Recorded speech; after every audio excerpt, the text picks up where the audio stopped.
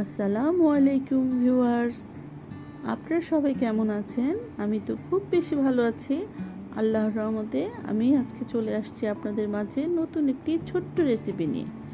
আমি আজকে করে দেখাবো নতুন গৃহিণী এবং নতুন যারা রান্না শিখছে স্টুডেন্ট, যারা দেশের বাইরে থাকে তারা তো রান্না করে খায়, তাদের জন্য আমি আজকে করে দেখাবো ব্রয়লার মুরগি ভুনা। তো চলুন মূল রেসিপিতে। আমি চুলার মধ্যে একটা প্যান বসিয়ে দিয়েছি, চুলাটা জ্বালিয়ে দিয়েছি, তার মধ্যে দিয়ে দিলাম তেল। আমি এখানে সরিষার তেল দিয়েছি ভিউয়ার্স। তেল দেওয়ার পরে দিয়েছি আমি পেঁয়াজ কুচি। পেঁয়াজটাকে খুব ভালোভাবে নেড়ে আমি এখানে দিয়ে দিলাম দুটা তেজপাতাটাকে আমি খুব ভালোভাবে ধুয়ে ছিঁড়ে দিয়েছি, আর দিয়ে দিলাম পরিমাণ মতো লবণটা আমার দেওয়া হয়ে গেছে। এখন দিয়ে দিচ্ছি আদা রসুনের পেস্ট, ধনিয়া গুঁড়া, জিরা গুঁড়া, লাল মরিচের গুঁড়া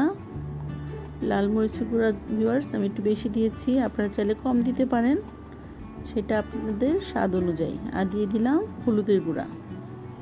দিয়ে মশলাটাকে আমি খুব ভালোভাবে নাড়বো। নেড়ে এখানে আমি দিয়ে দিব অল্প কিছু পানি।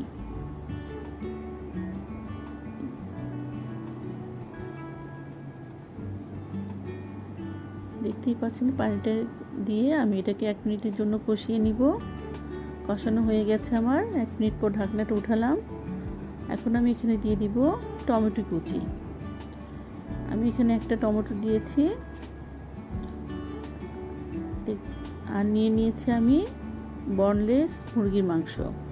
আমি মাংসটা বেশি বড় করিনি, ছোট করিনি, আমি মিডিয়াম করে কিউব করে নিয়েছি এবং খুব ভালোভাবে ধুয়ে পরিষ্কার করে নিয়েছি। এখন মাংসটাকে আমি দিয়ে দিলাম হাঁড়ির মধ্যে। আপনারা যে কোনো সাইডের মাংস দিতে পারেন। আমি ব্রেস্টের অংশটা নিয়েছি, দিয়ে আমি খুব ভালোভাবে এটাকে নেড়ে নিচ্ছি।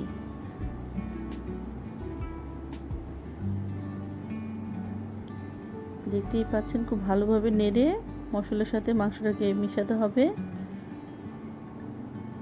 এটা খুব ভালোভাবে কষিয়ে নিব আমি এখন 3 মিনিটের জন্য। 3 মিনিট পর ঢাকনাটা উঠাচ্ছি। দেখতেই পাচ্ছেন মাংসটা আমার খুব ভালোভাবে কষানো হয়ে গেছে, তেলটা উপরে ভেসে আসছে। এখন আমি এর মধ্যে দিয়ে দিব 7 থেকে 8টা কাঁচামরিচ।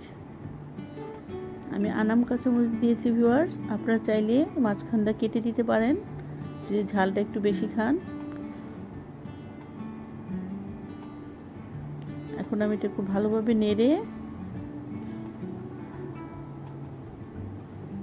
এখানে আমি দিয়ে দিব 1/2 কাপ পানি। আমি গরম পানি দিয়েছি, আপনারাও গরম পানি দিবেন। 1/2 কাপ পানি দেওয়ার পর আবার নাড়বো। ভিউয়ার্স, এর মধ্যে ছোট্ট একটি রিকোয়েস্ট করে নিচ্ছি, আমার ভিডিওটা যদি ভালো লাগে অবশ্যই লাইক, কমেন্ট, শেয়ার, সাবস্ক্রাইব করবেন, পাশে থাকা বেলটা ক্লিক করে দিবেন। মাংসতে বলক চলে আসছে, আমি দিয়ে দিচ্ছি এখন গরম মশলাটা দেওয়ার পরে আমি এটাকে নেড়ে আবার ঢেকে দিব 4 মিনিটের জন্য। 4 মিনিট পর ঢাকনাটা উঠালাম। দেখতেই পাচ্ছেন পানিটা আমার শুকিয়ে গেছে।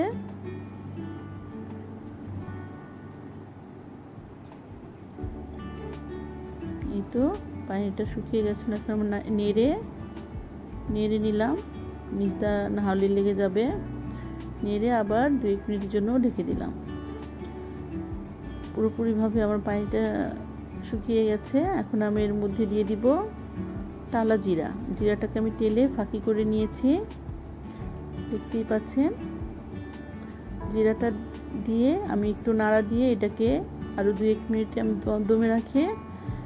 দমে রেখে এটাকে আমি পরিবেশন করে নিব। এই তো নাড়া হয়ে গেছে। বাসায় অবশ্যই ট্রাই করবেন এটা। পরোটা, লুচি, তারপরে আপনার ভাত, পোলাও সব কিছুর সাথে খুব বেশি ভালো লাগবে। অবশ্যই বাসায় ট্রাই করবেন এবং আমাকে কমেন্টের মাধ্যমে জানাবেন। আপনাদের কমেন্ট পেলে আমি খুব বেশি খুশি হই এবং আমার কাজের আগ্রহ অনেক বেশি বেড়ে যায়। এই তো আমি পরিবেশন করব ভিউয়ার্স। এখন পরিবেশন করা হয়ে গেছে, দেখতেই পাচ্ছেন খুব চমৎকার একটি খাবার। এর মধ্যে ভিউয়ার্স এই তো ভিউয়ার্স, আমি এখন চলে যাচ্ছি, আবার নতুন কোনো রেসিপি নিয়ে চলে আসব। আল্লাহ হাফেজ।